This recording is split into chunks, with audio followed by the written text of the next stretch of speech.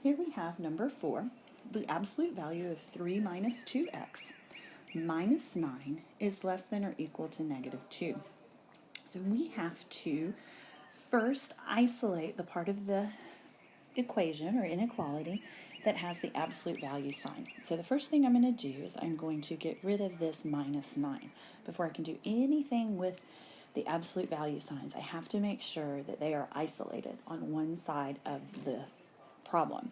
So I'm going to add 9 to both sides. And when I do that, I'm left with 3 minus 2x is less than or equal to 7. At this point, I can remove or eliminate the absolute value signs. But remember, there's certain things that you have to do. You have to figure out if the less than or equal to is going to be an and statement or an or statement. And because it's less than or equal to, it is an and statement. So that means our solutions have to meet both requirements when we have a compound inequality that's using the word and. So the first part of our problem is going to just be this rewritten without the absolute value signs. So we have 3 minus 2x is less than or equal to 7. And that is our first case, our first scenario.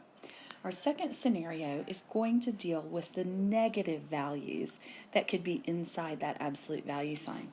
So we keep the left side of the equation as 3 minus 2x. Then we have to reverse the inequality sign. So because our original equation had less than or equal to, our scenario 2 is going to have greater than or equal to. Then we take our 7 and we make it its opposite. So we have negative 7. So this is our two scenarios for our absolute value. Now we solve both of them, and we have to remember that the word that combines them is and. So our answer is going to have both, have to meet both requirements. So our first equation over here, 3 minus 2x, is less than or equal to 7. We are going to subtract 3 from both sides. And when we do that, we're left with negative 2x is less than or equal to 4. Now, one of the things that students often forget is that negative sign right there. Remember that that negative sign belongs to the 2x. So it is negative 2x. So be sure you're not losing that negative sign. The next thing that we're going to do is we're going to isolate our x. So the way that we isolate it is that we divide both sides by negative 2. And when we divide both sides by negative 2, we have to remember to reverse the inequality sign again. And that's because we're dividing both sides by negative 2.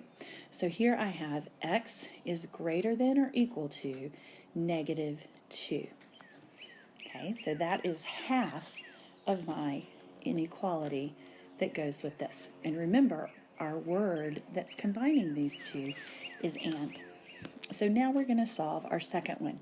And again, the very first thing I do is I subtract 3 from both sides. And when I do that, I'm left with negative 2x. Again, don't forget that negative is greater than or equal to negative 10.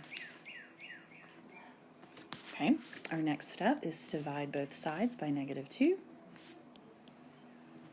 Dividing both sides by negative 2, and we're left, and because we're dividing by negative 2, we have to reverse that inequality sign again. So we have x is less than or equal to positive 5. So when we think about what that looks like on a graph, okay, we have our 0, our 1, 2, 3, 4, 5. So here's 5, okay, and here's negative 2. So we have x is greater than or equal to negative 2. So we are actually going to have a bracket right there. Our bracket is going to be right there.